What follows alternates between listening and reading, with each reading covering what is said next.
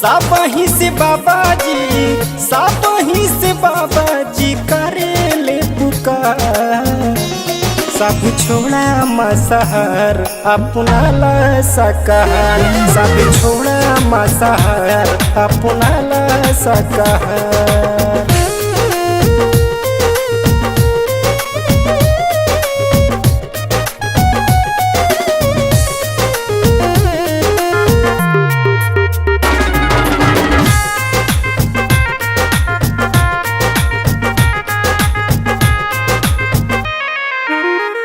अपन मासना पाख कहेला, कैसन मती बा केहू के हंसी हंसी खाला।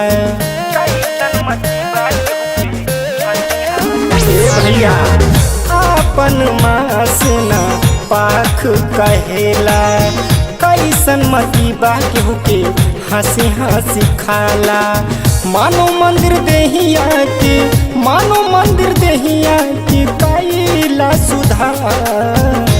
सब छोड़ा मसहर अपना ला सकहर, सब छोड़ा मसहर अपना ला सकहर।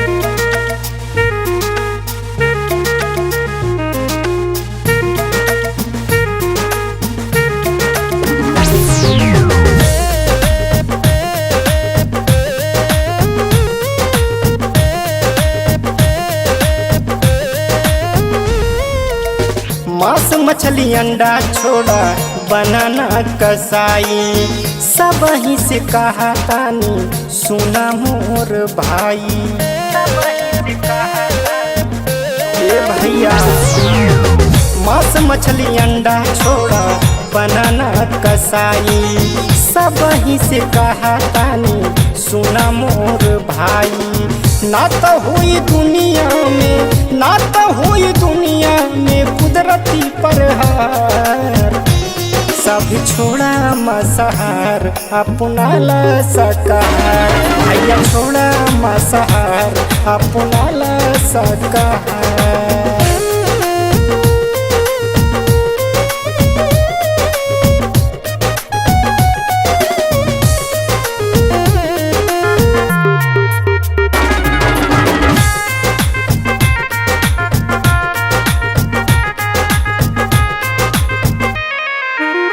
छोड़ा गांजा भांग भैया छोड़ दा शराब हो, ना तो हो जाई कहियो देहिया खराब हो।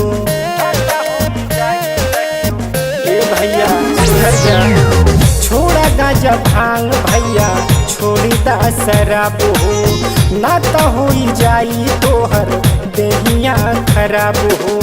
होई नहीं कहीं तोहर, होई नहीं कहीं तोहर कौनो उपचार। बहिनी छोड़ा मसहर अपना ला सकहर, भैया छोड़ा मसहर अपना ला सकहर।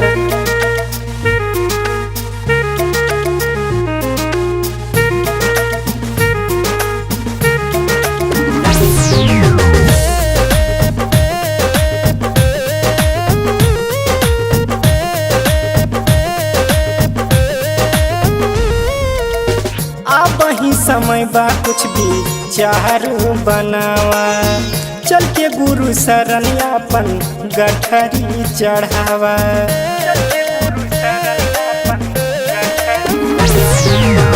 आप वही समय बा कुछ भी चार बनावा, चल के गुरु शरण अपन गठरी चढ़ावा।